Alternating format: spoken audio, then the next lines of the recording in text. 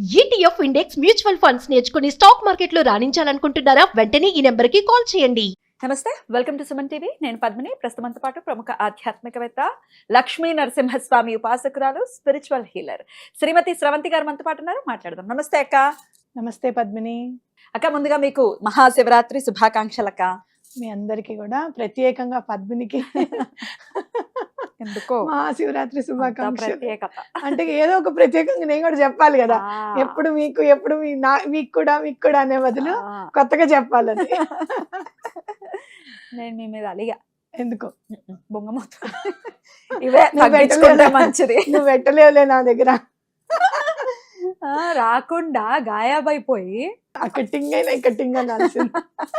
ఎలా ఉన్నారు? బాగున్నారు. బావగారు ఎలా ఉన్నారు? బాగున్నారు. గుడ్. చాలా చాలా సంతోషం. ఊరికే సరదాగా స్టార్ట్ చేశాను. మహాశివరాత్రి శివుడికి సంబంధించినటువంటి ఏదైనా ఏ పర్వదినమైనా కూడా, అంటే కార్తీక మాసం మనం చూస్తూ ఉంటాము, అత్యద్భుతంగా ఆయన సేవలో ఉంటాం కదా. అయితే మరొక్కసారి మాఘమాసంలో ఆయన ఆవిర్భవించినటువంటి ఘట్టాన్ని చూపిస్తూ ఉంటుంది ఈ మార్గశిర చతుర్దశి, బహుళ చతుర్దశి.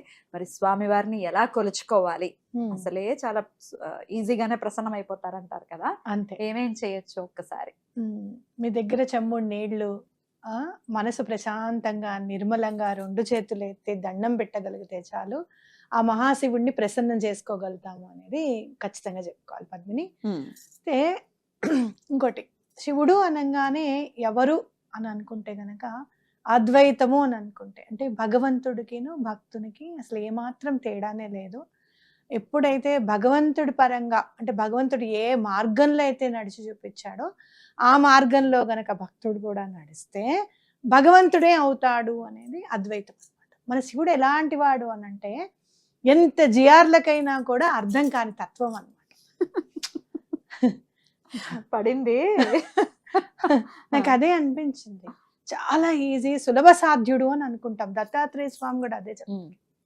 చాలా సులభం, స్మతృగామి సనోవతు అనుకుంటాం మనం. పిలవంగానే పలుకుతాడు, తలవంగానే ఎదురుగా ఉంటాడు, మన పక్కనే మన వెన్నంటే ఉండి నడిపిస్తాడు అని అనుకుంటాం. కానీ ఎప్పుడైతే అవును నేను పూజిస్తున్నాను అనే గర్వము, అహంకారము మనలో చొప్పిస్తుందో, ఎప్పుడైతే ఒక్క లేశమైనా సరే మన మనసులో దూరుతుందో, అప్పుడు భగవంతుడిని గుర్తించడము అనేది, ఆ జ్ఞానం అనేది మన మైండ్ నుంచి వెళ్ళిపోతుంది. చివరికి మనది కాని దాన్ని, మనకు నచ్చని దాన్ని మనం ఎక్కువగా మాట్లాడి మన పరువు పోగొట్టుకోకూడదు అనే జ్ఞానాన్ని కూడా తీసేస్తుంది అవతలకి. అంతే కదా.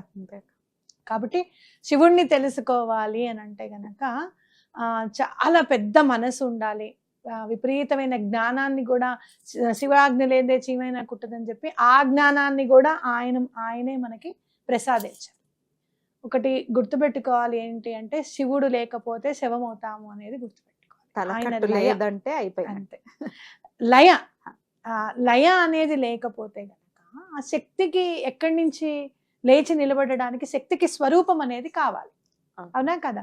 అమ్మవారి శక్తి స్వరూపము అయితే గనక ఆ శక్తి స్వరూపాన్ని ఆడించడానికి కావలసిన, సముత్పాదించడానికి ఈ పంచభౌతిక శరీరం అనేది ఏ జీవికైనా కావాలి. కాబట్టి ఈ పంచభూతాలు అనేది శివుడు, అది నథింగ్ బట్ మనలోనే ఉన్నాడు. ఈ పాంచభౌతిక శరీరంలోనే మనలోనే ప్రాణమయ్యి ఉంది అమ్మవారు. అలాగే ఈ శరీరాన్ని నడిపించేవాడు ఈశ్వరుడు అనేది మనం గుర్తు పెట్టుకుంటే కనుక, ద్వైతానికి అద్వైతానికి అసలు మనం ఇవన్నీ ఏమిటండి అని అంటాం అనమాట. భగవంతుడు ఒక్కడే అనేది మనకప్పుడు జ్ఞానం అనేది వస్తుంది అనేది గుర్తుపెట్టుకోవాలి. సరే, ఇప్పుడు అజ్ఞానుల గురించి పక్కకు పెట్టేస్తే, జ్ఞానవంతులు అయిన మనం ఈశ్వరుని ఎలా కొలుచుకోవాలి అనేది మనం తెలుసుకుందాం. డెడికేటెడ్ టు ఓన్లీ ఫర్ జ్ఞాన్స్. అంతే కదా.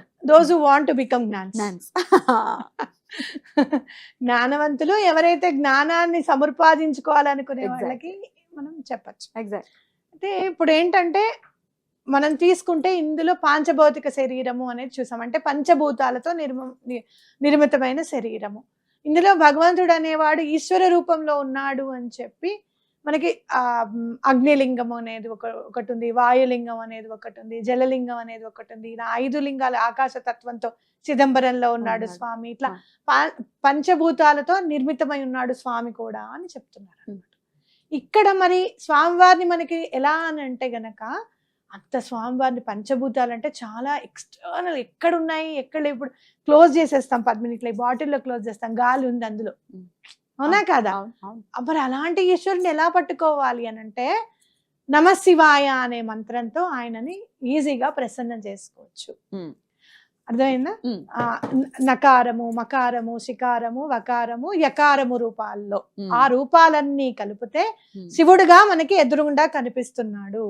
ఆయనే నమశివాయ అంటే పంచభూతాలన్నిటినీ కూడా మనం ప్రసన్నం చేసుకున్నట్టే, ఆయనని మనం స్మరించినట్టే. కాబట్టి నమశివాయ అనే మంత్రాన్ని తప్పకుండా జపిస్తూ ఉంటే గనక ఎలా అయినా సరే ఆయన మనకి ప్రసన్నుడవుతాడు అనేది గుర్తుపెట్టుకోవాలి. మరి ఎవరైనా అని అంటే గనక నిర్వాణ షట్కం ఆదిశంకరుడు రచించినదే అది కూడా. ఎవరయ్యా నువ్వు? ఆనందానివా? అబ్బే. సంతోషానివా? అబ్బే. సుఖానివా? కాదు కాదు. దుఃఖమా? అదే కాదు. మరి ఎవరు? ఆనంద స్వరూపుడిని. అందుకే నేను ఎప్పుడు చెప్తా, సంతోషానికి ఆనందానికి చాలా తేడా ఉంది. సంతోషము అని అంటే నేను నీకు ఏదైనా చేస్తే, ఇవాళ నేను వచ్చాను బా అడగంగానే అక్క వచ్చేసింది సంతోషం అని అనుకోవడానికి సంతోషం. మరి ఆనందం అంటే నేను నువ్వు అడగకుండానే నేను రావడం. ఇప్పుడు నీకు కావాల్సింది ఆనందం, నీకు దొరికింది ఆనందం. అంటే ఎక్కడ కూడా మనకి ఇది కావాలి, మనం అడగకుండానే భగవంతుడు మనకి ఇంతటి శరీరాన్ని ఇచ్చాడు, మనం అడగకుండానే పొద్దునే మనని ఆరోగ్యంగా లేపేస్తున్నాడు. అవునా? మరి దేనికి నువ్వు గ్రాటిట్యూడ్ ఉండాలి అని అంటే మేనిఫెస్టేషన్ లో చెప్తారు, మార్నింగ్ లేచిన వెంటనే నువ్వు ఫస్ట్ నీ ఫోన్ చూస్తూ నోట్స్ లో నువ్వు రాసుకోవాల్సింది ఏంటి అని అంటే, నేను లేచాను, కళ్ళు తెరిచాను, థ్యాంక్స్. నా దగ్గర ఉంది ఒక పెన్ను, పేపరు, ఇంత స్మార్ట్ ఫోన్ ఉంది, థ్యాంక్స్ అని ఒక థ్యాంక్స్ నోట్స్ రాసుకుంటే పద్మిని మినిమం ఒక 25 నుంచి 30 వరకు థ్యాంక్స్లు రాసుకుంటాం. ఒక్కొక్క రోజుకి ఒక్కొక్క థ్యాంక్ యూ పెరిగిపోతూ ఉంటుంది. ఆ గ్రాటిట్యూడ్ చెప్తూ ఉంటే యూనివర్స్ కి చాలా సంతోషం అనిపించి, ఇచ్చిన దానికి నువ్వు ఆనందపడుతూ ఉంటే ఇంకా ఇవ్వాలనిపిస్తుంది ఎవరికైనా. అమ్మకైనా అంతే కదా, నువ్వు తినేసే కడుపు నిండా, నీకు సాయంత్రం నీకు మంచి చాక్లెట్ కొనిస్తాను అంటుంది, అన్నం తినేసే నీకు మంచిది కొనిస్తాను అంటుంది. అంటే ఏంటి, నువ్వు ఏదైనా ఇచ్చింది నువ్వు యూజ్ చేసుకొని నాకు చాలా ఆనందంగా ఉంది అని చెప్తే మరల ఇవ్వాలి అనిపిస్తుంది అనేది ఇక్కడ తత్వము. మేనిఫెస్టేషన్ లో, లా ఆఫ్ అట్రాక్షన్ లో మనం చెప్పుకునేది అదే.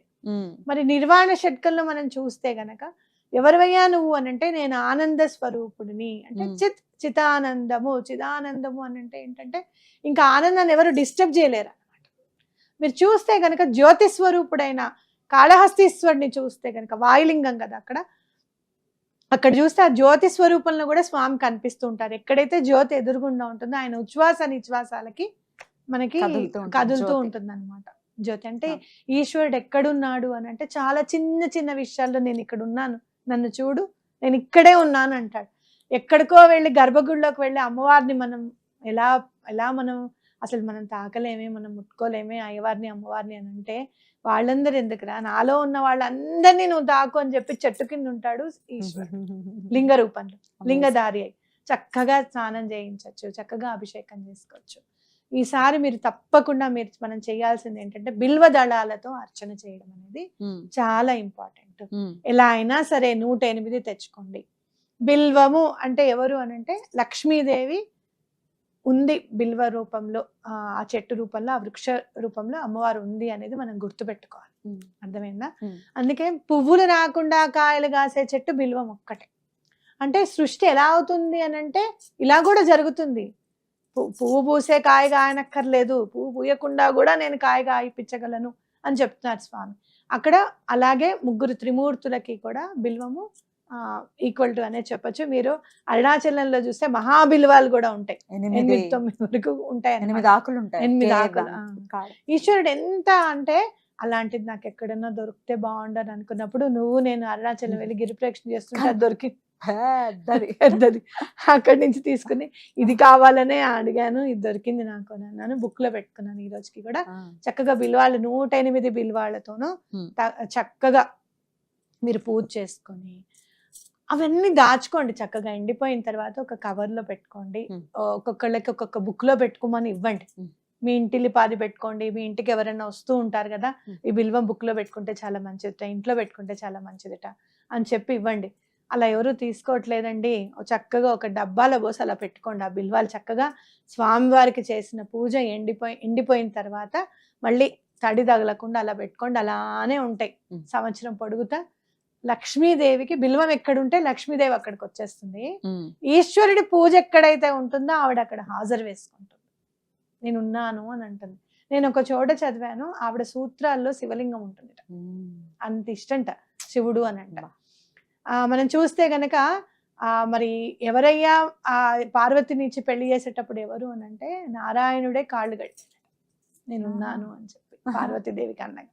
కాబట్టి ఎటు చూసుకున్నా కూడా ఆవిడకి ఈశ్వరుడు అంటే చాలా ఇష్టం. కాబట్టి ఎక్కడైతే ఈశ్వరుడికి చేసిన బిల్వాలు ఎక్కడైతే ఉంటాయో అక్కడ లక్ష్మి ఉంటుంది అనేది మనం గుర్తుపెట్టుకోవాలి. అద్భుతం. అయితే ఎప్పుడు చేయమంటారు అక్క ఈ పూజ? నిశీధి కాలంలో చేయమంటారా లేకపోతే ఎప్పుడు? మీరు శివరాత్రి ఎప్పుడు చేసుకున్నా చాలా మంచిది. ఇంకా లింగోద్భవ కాలంలో గనక చేసుకుంటే ఆ చంద్రమౌళీశ్వరుడు చక్కగా మీ ఇంట్లో తిష్ట వేసుకొని కూర్చుంటాడు అనేది గుర్తుపెట్టుకోండి.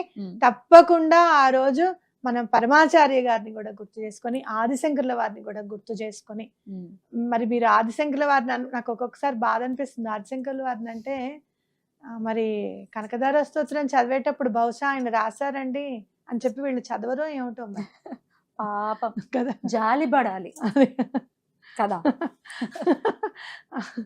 అలా ఎప్పుడు అంత వచ్చిన తర్వాత ఎట్లా డిఫరెన్స్ ఎట్లా చూపిస్తున్నారు అనేది చాలా బాధ అనిపిస్తుంది అనమాట. కాబట్టి మనం అట్లాంటి డిఫరెన్సెస్ ఏవి పెట్టుకోకుండా చక్కగా భగవంతుడు అనేవాడు ఒక్కడు అని చెప్పి మనం తప్పకుండా పూజ చేసుకుందాం. అలాగే ఈసారి గనక ఎవరైనా స్విచ్ వర్డ్ కోసం చూస్తే గనక మీరు శంకరాయ మయస్కరాయ అని తలుచుకోండి. తప్పకుండా మీకు అన్ని విధాల చాలా బాగా కుదురుతుంది.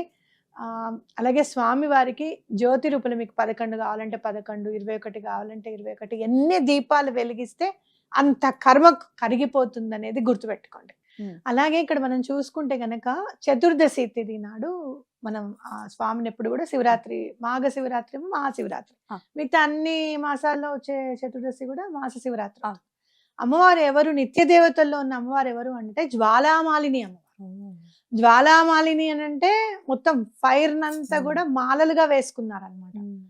స్వచ్ఛతకి ప్రతిరూపం ఎవరు? అగ్ని.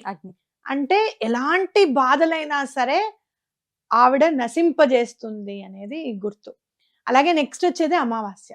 శివుడు ఎప్పుడు కూడా శివతాండవం ఎప్పుడు చేస్తారు అంటే, తాండవ నృత్యం ఎప్పుడు చేస్తారంటే చతుర్దశి తిథి నాడు.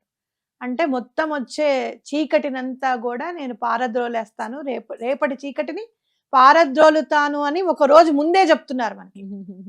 చెప్పి ఇంకా నెక్స్ట్ మళ్ళీ పాడ్యమే కదా, మళ్ళీ మనకి న్యూ మూన్ వచ్చేస్తుంది. కాబట్టి ఎలాంటి ఈతి బాధలు ఉన్నా సరే ఈ రోజు కనుక మనం దండం పెట్టుకుంటే నెక్స్ట్ వచ్చే అమావాస్య నాడు మన బాధలన్నీ కూడా తీరిపోయాయని మనం మేనిఫెస్ట్ చేసుకుంటాం.